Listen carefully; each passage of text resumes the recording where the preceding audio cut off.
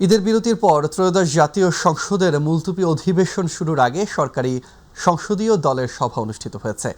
বিকেল 4টায় সংসদ ভবনের সরকারি দলের সভাকক্ষে সংসদ নেতা ও প্রধানমন্ত্রী তারেক রহমানের সভাপতিত্বে বৈঠকটি অনুষ্ঠিত হয়। জানা যায়, বৈঠকে অন্তর্বর্তী সরকারের সময়ে জারি করা 133টি অধ্যাদেশ নিয়ে আলোচনা হয়। এসব অধ্যাদেশ সম্পর্কে বিশেষ কমিটির প্রতিবেদন আগামী 2 এপ্রিলের মধ্যে জমা দেওয়ার কথা রয়েছে। এছাড়া বৈঠকে সংসদ অধিবেশন এবং বিশেষ কমিটিতে আলোচ্য বিষয় নিয়েও আলোচনা হয়। বৈঠক শেষে চিফ হুইপ নুরুল ইসলাম মনি জানান, জ্বালানি তেল মজুত ও চোরাচালান ঠেকাতে কঠোর নির্দেশনা দিয়েছেন প্রধানমন্ত্রী। এ সময় স্বরাষ্ট্রমন্ত্রী সালাউদ্দিন আহমেদ বলেন, যুদ্ধের প্রেক্ষাপটে পৃথিবীর বেশিরভাগ দেশে জ্বালানি তেলের দাম বাড়লেও বাংলাদেশে বাড়েনি। এই সুযোগে চোরাচালান হচ্ছে বলে অভিযোগ এসেছে। প্রধানমন্ত্রী মজুত ও চোরাচালান বন্ধে কঠোর পদক্ষেপ নেওয়ার নির্দেশনা দিয়েছেন। বন্ধ করে দেওয়া হয়েছে বিভিন্ন দেশে জ্বালানি সাশ্রয়ের জন্য, কিন্তু আমরা সবকিছুই সুচারুরূপে বাংলাদেশে সম্পন্ন হয়েছে মাননীয় প্রধানমন্ত্রীর নির্দেশনা এবং পরিকল্পনায়। আমরা আশা করি সেটা আমরা ধরে রাখতে পারবো। ত্রয়োদশ জাতীয় সংসদ কমিটির প্রথম বৈঠক অনুষ্ঠিত হয়েছে। শনিবার বেলা 11টায় জাতীয় সংসদ সচিবালয় ক্যাবিনেট কক্ষে এ বৈঠক অনুষ্ঠিত হয়। এতে সভাপতিত্ব করেন চিফ হুইপ নুরুল ইসলাম মনি। উপস্থিত ছিলেন বিরোধী দলীয় উপনেতা ডাক্তার আবদুল্লাহ তাহের সহ কমিটির 11 সদস্য। বৈঠক শেষে চিফ হুইপ জানান, হাউস কমিটির মিটিং হয়েছে আজ। সাউন্ড সিস্টেম নিয়ে একটি জটিলতা হয়েছিল, সে বিষয়ে সমাধানের কমিটি করা হয়েছে। আগামী 3 এপ্রিলের মধ্যে রিপোর্ট দেবে কমিটি। 10 এপ্রিলের মধ্যে সংসদ সদস্যদের আবাসন বরাদ্দ শেষ হবে বলেও প্রত্যাশা ব্যক্ত করেন তিনি। এছাড়া স্পিকার হাফিজ উদ্দিনের স্ত্রীর মৃত্যুর বিষয়ে শোক জানিয়েছেন চিফ হুইপ। সোমবার সকাল 11টায় জাতীয় সংসদ ভবনে জানাজা হবে। সর্বত্রই আপনারা ভিজিলেন্ট হবেন, যাতে বাংলাদেশের মানুষ যেন এই বিষয়ে অত দৃষ্টিসম্পন্ন হয় এবং তারা যেন তেলের দাম কোথাও না বাড়ে এবং এই প্রয়োজনীয় পদক্ষেপ নিতে পারে সব জায়গায়। জেলা প্রশাসক অন্যান্য প্রশাসনের সাথে সমন্বয় করে এই কাজটি যাতে করতে পারে, তার জন্য তিনি একটা নির্দেশ দিয়েছেন। প্রধানমন্ত্রী হিসেবে দায়িত্ব গ্রহণের পর সন্ধ্যায় প্রথমবার নয়াপল্টনে বিএনপির কার্যালয়ে তারেক রহমান। তার আগমনকে কেন্দ্র করে দুপুরের পর থেকেই দলীয় কার্যালয় এলাকায় নেতাকর্মীদের ব্যাপক সমাগম ঘটে। দুপুরের পর বিভিন্ন এলাকা থেকে মিছিল নিয়ে নেতাকর্মীরা সেখানে জড়ো হতে থাকেন। পুরনো পল্টনের নাইটেঙ্গেল মোড় থেকে নয়াপল্টনের দলীয় কার্যালয় এলাকা ঘুরে দেখা গেছে সড়কের দুই পাশে এবং সড়ক বিভাজকের উপরে অবস্থান নিয়েছেন নেতাকর্মীরা। এদিকে প্রধানমন্ত্রীর আগমনকে ঘিরে নয়াপল্টন, ফকিরাপুল, ভিআইপি রোড ও কাকরাইল এলাকায় কঠোর নিরাপত্তা ব্যবস্থা গ্রহণ করা হয়েছে। আইনশৃঙ্খলা রক্ষাকারী বাহিনীর সদস্যরা বিভিন্ন পয়েন্টে সতর্ক অবস্থানে রয়েছেন। এর আগে দেশে ফিরে দীর্ঘ প্রায় 2 দশক পর গত 29 ডিসেম্বর দলের কেন্দ্রীয় কার্যালয়ে যান তারেক রহমান। সেদিন বিপুল সংখ্যক নেতাকর্মী ও সমর্থক তাকে স্বাগত জানান। দর্শক, এই মুহূর্তে নয়াপল্টনে আছেন আমাদের সহকর্মী মাহবুব সৈকত। আমরা সরাসরি যুক্ত হচ্ছি তার সাথে। মাহবুব, প্রধানমন্ত্রী হিসাবে প্রথমবার দলের নয়াপল্টন দলীয় কার্যালয়ে পৌঁছেছেন প্রধানমন্ত্রী। তার আগমনকে ঘিরে পরিস্থিতি কেমন দেখছেন আমাদেরকে জানান।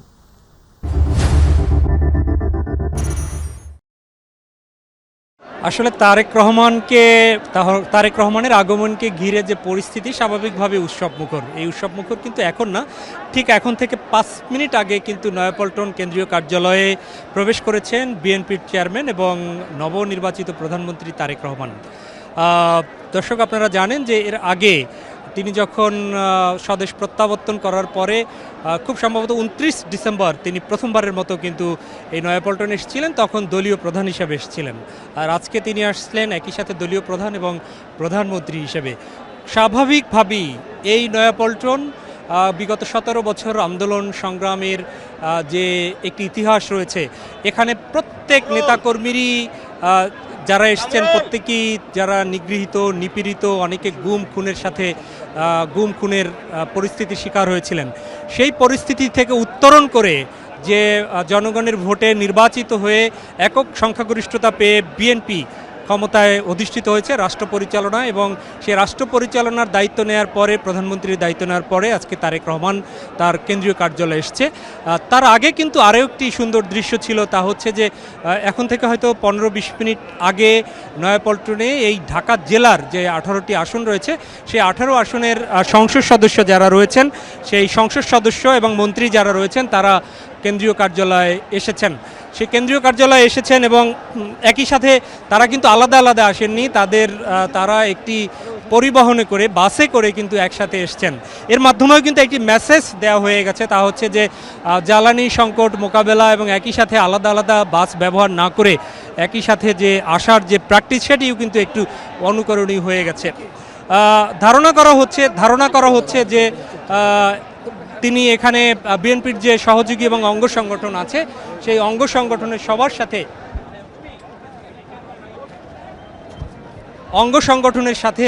তিনি হয়তো সভাপতি, সাধারণ সম্পাদক সবার সাথে বসবেন, তিনি হয়তো নির্দেশনা দিবেন। আপনারা জানেন যে বিএনপির সহযোগী যে সংগঠন রয়েছে তা হচ্ছে যে জাতীয়তাবাদী ছাত্রদল, যুবদল, মহিলা দল, স্বেচ্ছাসেবক দল, শ্রমিক দল, মুক্তিযোদ্ধা দল, কৃষক দল, এইভাবে যতগুলো অঙ্গ এবং সহযোগী সংগঠন রয়েছে, সেই সহযোগী সংগঠনের সভাপতি, সাধারণ সম্পাদক কিংবা মহাসচিব, তাদের সাথে তিনি বসবেন এবং নির্দেশনা দিবেন। একই সাথে ঢাকার যে নির্বাচিত যে সংসদ সদস্যরা রয়েছেন, সেই সংসদ সদস্যদেরও তিনি নির্দেশনা দিবেন কিভাবে বিএনপির যে প্রতিশ্রুতি, যে একটি সেই প্রতিশ্রুতির আলোকে তিনি কিন্তু দল পরিচালনা কিভাবে করবেন, সেই প্রতিশ্রুতি তিনি দিবেন। এখানে তিনি প্রবেশ করেছেন, কথার পরে হয়তোবা সবার সাথে কথা হবে, তারপরে হয়তোবা তিনি কথা বলবেন জনগণের উদ্দেশ্যে আশা করা হচ্ছে দলের নেতাকর্মীদের জন্য তিনি কথা বলবেন। এবং সেজন্যই কিন্তু এখানে অগণন মানুষ একদিক থেকে নাইটাঙ্গেল মোড়ে পর্যন্ত এবং অন্য দিক থেকে যে পাশটা রয়েছে, সেই পাশটা ফকিরাপুল, সেই ফকিরাপুল পর্যন্তই রাস্তার উভয় ধারে কিন্তু নেতাকর্মীরা এসছে এবং মুহুর্মুহুর স্লোগান এবং করতালি দিয়ে তাদের নেতাকে তারা কিন্তু অভিনন্দন জানিয়েছে। তো সব মিলে এখনকার যে সেই অপেক্ষমান নেতাকর্মীরা তারা অপেক্ষা করছে নেতার পক্ষ থেকে, তাদের যে প্রিয় নেতা, সেই প্রিয় নেতার পক্ষ থেকে দুটো কথা হয়তো তারা শুনবেন এবং একই সাথে তাদের নেতা কী নির্দেশনা দেন। আগে বরাবরের মতোই তারা কিন্তু বলেছেন যে জনগণকে সাথে রাখতে হবে, জনগণের সাথে থাকতে হবে এবং বিএনপির যে প্রতিশ্রুতি, সেই প্রতিশ্রুতি পালনের জন্য নেতাকর্মীদেরও হয়তোবা সেবক হিসেবে জনগণের দোরগোড়ায় পৌঁছে দেওয়ার নির্দেশনাই দিবেন, এমনটাই হয়তোবা এই নেতাকর্মীরা আকাঙ্ক্ষা করছেন। তো পরবর্তী সংবাদে আমরা আরও আপডেট জানিয়ে দেব। এই হচ্ছে আমাদের এখনকার সংবাদ। আমরা ফিরে যাচ্ছি স্টুডিওতে। মাহবুব, আপনাকে ধন্যবাদ। দর্শক, নয়াপল্টনে বিএনপির দলীয় কার্যালয় থেকে আমাদের সাথে যুক্ত হয়েছিলেন আমাদের সহকর্মী মাহবুব সৈকত। চলে যাচ্ছি পরের সংবাদে। স্বরাষ্ট্রমন্ত্রী ও বিএনপির স্থায়ী কমিটির সদস্য সালাউদ্দিন আহমেদ বলেছেন, বর্তমান পোশাকে পুলিশ বাহিনী সন্তুষ্ট নয়। আগের ঐতিহ্যমণ্ডিত যে কোনো একটি পোশাক যাতে বাংলাদেশ পুলিশ বাহিনী পায়, সেজন্য সরকার কাজ করে যাচ্ছে। দুপুরে রাজশাহীর শারদায় বাংলাদেশ পুলিশ একাডেমিতে 43তম বিসিএস পুলিশ ব্যাচের প্রশিক্ষণ সমাপনী কুচকাওয়াজে প্রধান অতিথির বক্তব্যে একথা বলেন তিনি। স্বরাষ্ট্রমন্ত্রী বলেন, পুলিশ কোনো বিশেষ দলের লাঠিয়াল বাহিনী নয়, পুলিশ হবে জনগণের বন্ধু। পুলিশ বাহিনীকে দলীয় প্রভাব মুক্ত করে আধুনিক সেবাধর্মী ও মানবিক বাহিনী হিসেবে জনগণের কাছে সেবা নিশ্চিত করাই এই সরকারের লক্ষ্য। দেশের ঐতিহ্য ও গৌরব ধরে রাখতে হবে। মুক্তিযুদ্ধের চেতনা ও 2024-এর ছাত্র গণ অভ্যুত্থানের শহীদদের আত্মত্যাগের প্রতি সম্মান জানাতে এবং একটি শান্তিপূর্ণ ও উন্নত গণতান্ত্রিক বাংলাদেশ বিনির্মাণে আপনাদের ভূমিকা পালন করতে হবে। এই আমাদের প্রত্যাশা। আমি আপনাদের উজ্জ্বল ভবিষ্যৎ কামনা করছি। স্বাধীনতার একমাত্র ঠিকানা 71, এমন মন্তব্য করেছেন মুক্তিযুদ্ধ বিষয়ক মন্ত্রী আহমেদ আজম খান। তিনি বলেছেন, 71-এর সঙ্গে অন্য কোনো আন্দোলনকে মিলিয়ে ফেলা জাতির জন্য বিপর্যয় ডেকে আনতে পারে। দুপুরে ঢাকা দক্ষিণ সিটি কর্পোরেশনে আয়োজিত বীর মুক্তিযোদ্ধা সংবর্ধনা প্রদান অনুষ্ঠানে তিনি এসব কথা বলেন। তিনি আরও বলেন, মুক্তিযোদ্ধা ও রাজাকারদের সঠিক তালিকা প্রণয়ন করা হবে। বিস্তারিত জানাচ্ছেন শবনম অবনী। স্বাধীনতা দিবস উপলক্ষে রাজধানীর ঢাকা দক্ষিণ সিটি কর্পোরেশনের নগর ভবনে অনুষ্ঠিত হয় বীর মুক্তিযোদ্ধাদের সংবর্ধনা প্রদান অনুষ্ঠান। সেখানে মুক্তিযোদ্ধাদের কথায় উঠে আসে মুক্তিযুদ্ধের বীরত্ব গাথা ও একাত্তরের চেতনা রক্ষার বার্তা। অনুষ্ঠানে ঢাকা দক্ষিণ সিটি কর্পোরেশনের প্রশাসক আব্দুস সালাম বলেন, মুক্তিযোদ্ধাদের মর্যাদা ও জীবনমান উন্নয়নে সিটি কর্পোরেশন কাজ করবে। মুক্তিযোদ্ধাদের সম্মান না দিলে এই দেশ এগোবে না, এগোতে পারে না। মুক্তিযুদ্ধের বুকে যে হাহাকার থাকে, সেই হাহাকার নিয়ে দেশ কখনো আগাতে পারে না। মুক্তিযোদ্ধাদের পুনর্বাসনের জন্য যেখানে যাদের বাড়ি নাই, যার ঘর নাই, ঘরের ব্যবস্থা করতে হবে। অসচ্ছল মুক্তিযোদ্ধাকে সচ্ছলতার দায়িত্ব ঢাকা সিটি কর্পোরেশন নেবে। মুক্তিযুদ্ধ বিষয়ক মন্ত্রী আহমেদ আজম খান বলেন, বাংলাদেশের স্বাধীনতা এসেছে একবারই 1971 সালে। 90-এর স্বৈরাচার পতন কিংবা সাম্প্রতিক গণ অভ্যুত্থান গুরুত্বপূর্ণ অর্জন হলেও সেগুলোকে স্বাধীনতার সমতুল্য ভাবা বিপজ্জনক। ছাত্র জনতার অভ্যুত্থানের মধ্য দিয়ে আমরা ফ্যাসিবাদের পতন ঘটিয়েছি। আমাদের বড় একটা অর্জন, স্বাধীন দেশে এই রাজনৈতিক অর্জনগুলোকে আমরা শ্রদ্ধা করি, সম্মান করি। তাই বলে এই অর্জনগুলোর সাথে আমরা যদি স্বাধীনতাকে সমানতালে করে ফেলি, সেটা আমাদের জন্য হবে অনেক বড় একটা বিপর্যয়ের কারণ। অনুষ্ঠানে মুক্তিযোদ্ধাদের পুনর্বাসন, চিকিৎসা ও কল্যাণে আরও উদ্যোগ নেয়ার আশ্বাস দেন মন্ত্রী। আসসালামু আলাইকুম। শবনম অবনী, মাই টিভি, ঢাকা। চলমান বৈশ্বিক প্রেক্ষাপটে বাংলাদেশের জ্বালানি ব্যবস্থাপনা কার্যক্রম তদারকি ও সমন্বয়ের লক্ষ্যে দেশের সব পেট্রোল পাম্পে ট্যাগ অফিসার নিয়োগ করা সিদ্ধান্ত নিয়েছে বিদ্যুৎ, জ্বালানি ও খনিজ সম্পদ মন্ত্রণালয়। শনিবার এক বার্তায় মন্ত্রণালয় জানায়, শুক্রবার জ্বালানি ও খনিজ সম্পদ বিভাগের সচিব মোহাম্মদ সাইফুল ইসলামের সভাপতিত্বে অনুষ্ঠিত এক অনলাইন সভায় সিদ্ধান্ত নেওয়া হয়। সিদ্ধান্ত অনুযায়ী দেশের সব পেট্রোল পাম্পের জন্য একজন ট্যাগ অফিসার নিয়োগ করতে হবে। ঢাকা ও চট্টগ্রাম মেট্রোপলিটন এলাকায় বিপিসি ট্যাগ অফিসার নিয়োগ করবে। ঢাকা ও চট্টগ্রাম মেট্রোপলিটন এলাকা ব্যতীত জেলা ও বিভাগীয় শহরে সংশ্লিষ্ট জেলা প্রশাসকরা ও উপজেলা পর্যায়ে উপজেলা নির্বাহী কর্মকর্তারা তাদের অধিক্ষেত্রাধীন প্রতিটি পেট্রোল পাম্পের জন্য একজন সরকারি কর্মকর্তাকে ট্যাগ অফিসার হিসাবে নিয়োগ করবেন। ট্যাগ অফিসাররা জ্বালানি ও খনিজ সম্পদ বিভাগ ও বিপিসি নির্ধারিত পদ্ধতিতে কাজ করবেন এবং দৈনিক প্রতিবেদন দেবেন।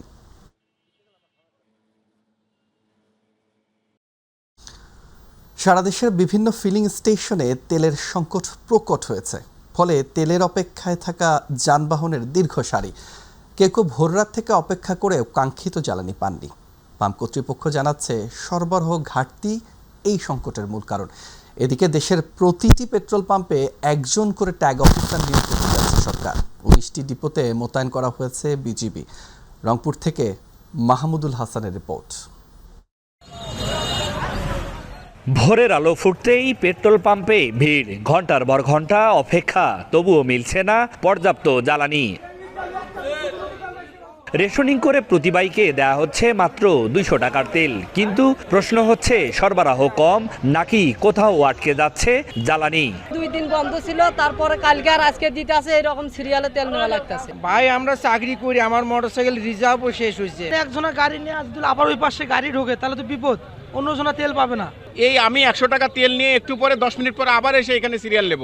আমার টাইমের নষ্ট, আমার কর্মঘণ্টা নষ্ট, আমার কর্মকাজ নষ্ট। দিনের শুরুতেই অনেক পাম্পে শেষ হয়ে যাচ্ছে তেল, অথচ একই সময়ে অন্যত্র মিলছে অতিরিক্ত জ্বালানির খোঁজ, যা বাড়াচ্ছে সন্দেহ। স্থানীয়দের অভিযোগ, একটি চক্র প্রয়োজনের তুলনায় বেশি তেল সংগ্রহ করে মজুত করছে, পরে তা বিক্রি হচ্ছে বেশি দামে। ট্যাঙ্কি ফুল করে করে রাখে, যারা পাচ্ছে না বা আমরা যারা পাচ্ছি না, তা আমাদের তো অনেক ক্ষতি হচ্ছে। যারা স্টক করে চড়া দামে পণ্য বিক্রি করতেছে, যারা প্রতিদিন নিয়ত 50 টাকার তেল তোলে গাড়িতে, তারা তেল নিচ্ছে 200 টাকা 300 টাকার। এই জন্যই তো আমাদের তেলের ঘাটতিটা হয়ে গেছে। এই বোতলের তেলটা দেয়া বন্ধ হোক, তাহলে এই গাড়িদের চাপটা আর একটু কমবে। তবে পাম্প মালিকরা বলছে ভিন্ন কথা।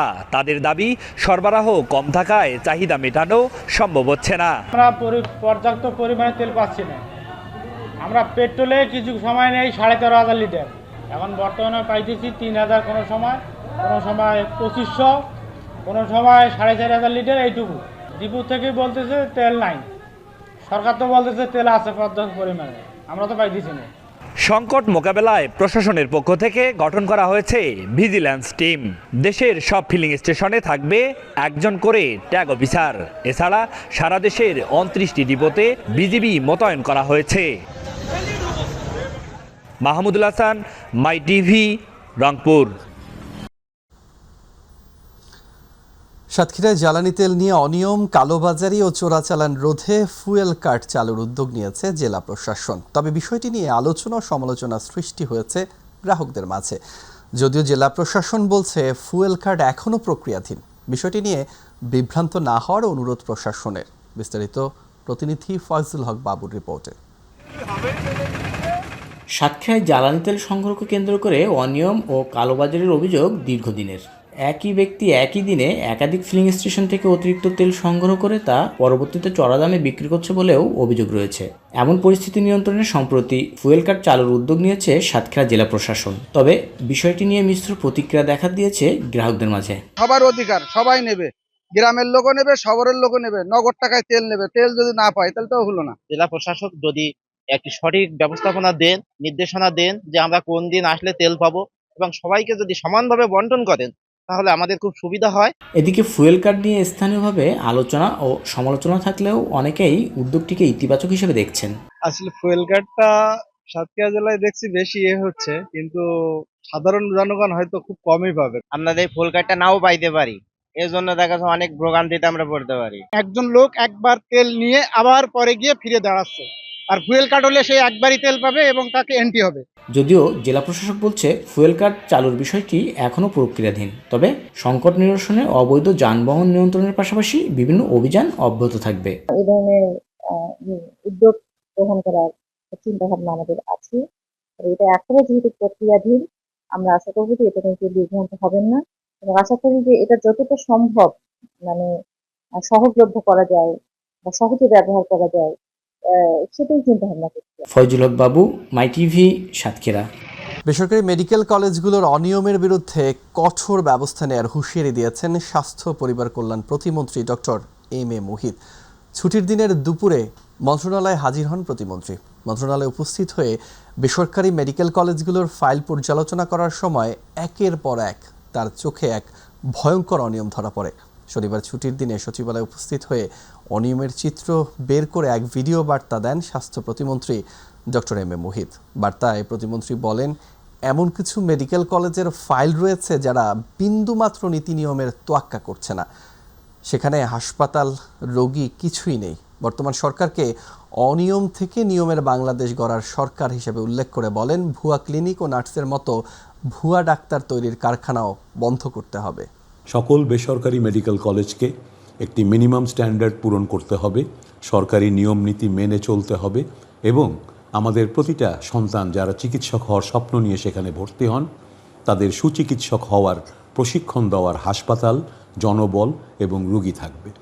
সেটা যদি না হয় তাহলে আজকে আমরা যেমন ভুয়া ডাক্তার, ভুয়া নার্স, ভুয়া ক্লিনিকের উপরে আমরা চেষ্টা করছি সেগুলোকে বন্ধ করার, এই ভুয়া ডাক্তার তৈরির কারখানাগুলোকেও আমাদের বন্ধ করতে হবে জননিরাপত্তার স্বার্থে, জনগণের স্বাস্থ্যের স্বার্থে।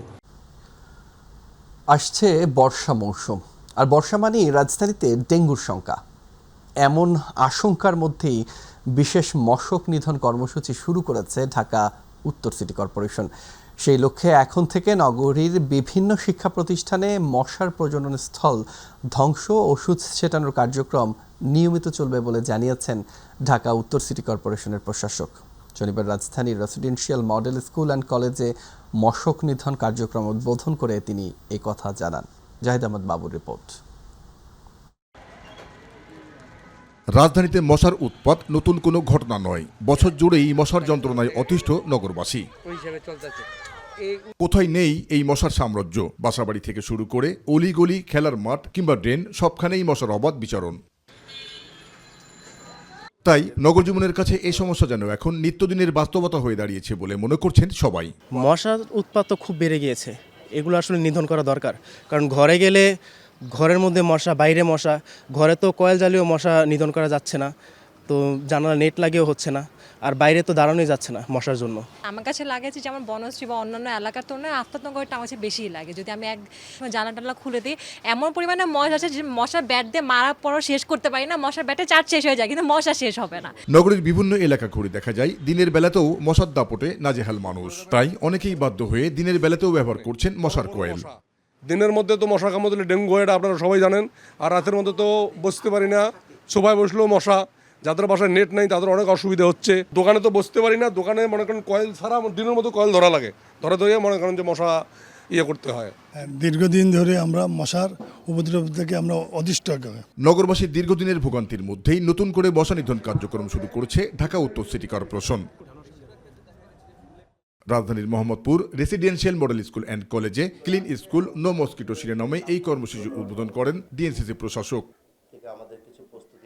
এ সময় নগরীর ৩৩৬টি স্কুলে নিয়মিত মশা নিধন কার্যক্রম পরিচালনা করা হবে বলে জানান মোহাম্মদ শফিকুল ইসলাম খান। ৫৩৬টি স্কুল আছেন, প্রতিটি পর্যায়ক্রমে আমরা এটাকে অব্যাহত রাখবো, যাতে করে আমাদের স্কুলের ক্যাম্পাস এবং কলেজ ক্যাম্পাসে এই ডেঙ্গুর যে আবির্ভাব সেটিকে প্রতিরোধ করার জন্য। নগরবাসীর প্রত্যাশা, এ ধরনের উদ্যোগ সারা বছর জুড়ে কার্যকরভাবে পরিচালিত হলে তবেই মিলবে মশার যন্ত্রণা থেকে স্বস্তি। জাহিদ আহমেদ বাবু, মাই টিভি, ঢাকা।